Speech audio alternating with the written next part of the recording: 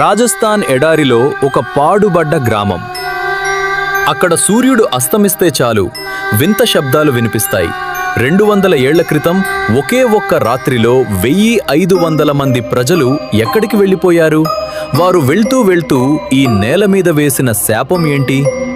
నమస్కారం ఫ్రెండ్స్, ఇది Telugu mystery hub. ఈరోజు మనం భారతదేశంలోనే అత్యంత భయంకరమైన ప్రదేశంగా పేరుగాంచిన కుల్ధారా గ్రామ రహస్యాలను బయటపెట్టబోతున్నాం. 1825వ సంవత్సరం కుల్ధారా గ్రామం పాలీవాల్ బ్రాహ్మణులతో కళకళలాడుతుండేది.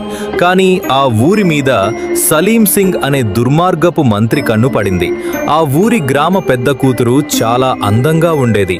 ఆమెను పెళ్లి చేసుకుంటానని, లేకపోతే ఊరిని నాశనం చేస్తానని సలీం సింగ్ బెదిరించాడు.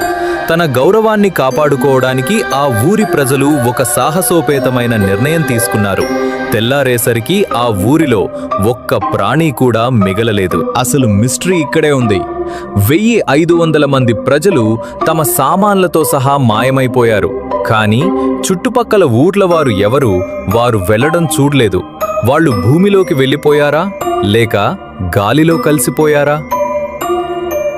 వెళ్తూ వాళ్ళు ఈ గ్రామాన్ని శపించారు. ఇక్కడ ఇకపై ఎవరూ నివసించలేరు. ఒకవేళ ఎవరైనా నివసించడానికి ప్రయత్నిస్తే వారు ప్రాణాలతో మిగలరు అని.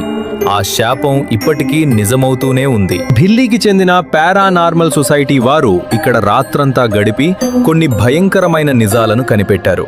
వాళ్ళ దగ్గర ఉన్న మిషన్లలో వింత శబ్దాలు రికార్డయ్యాయి. రాత్రిపూట ఎవరో నడుస్తున్నట్టు, పిల్లలు ఏడుస్తున్నట్టు మరియు గోడల మీద అదృశ్య చేతులు తడుతున్నట్టు వారికి అనిపించింది.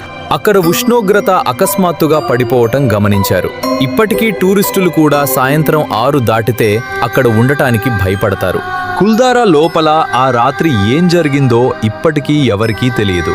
ఒకవేళ మీకు ఆ గ్రామంలో రాత్రి గడిపే అవకాశం వస్తే వెళ్తారా? చూసారుగా ఫ్రెండ్స్, ఈ ప్రపంచంలో మనకు తెలియని రహస్యాలు ఇంకా ఎన్నో ఉన్నాయి. ఈ మిస్టరీ గురించి మీరు ఏమనుకుంటున్నారో కింద కామెంట్ సెక్షన్లో తప్పకుండా చెప్పండి. మన వీడియో మీకు నచ్చినట్టయితే ఇప్పుడే తెలుగు మిస్టరీ యాప్ని సబ్స్క్రైబ్ చేసుకోండి. మీ సబ్స్క్రైబ్ నాకు చాలా ముఖ్యం. మళ్ళీ కొత్త మిస్టరీతో మళ్ళీ కలుద్దాం. జై హింద్.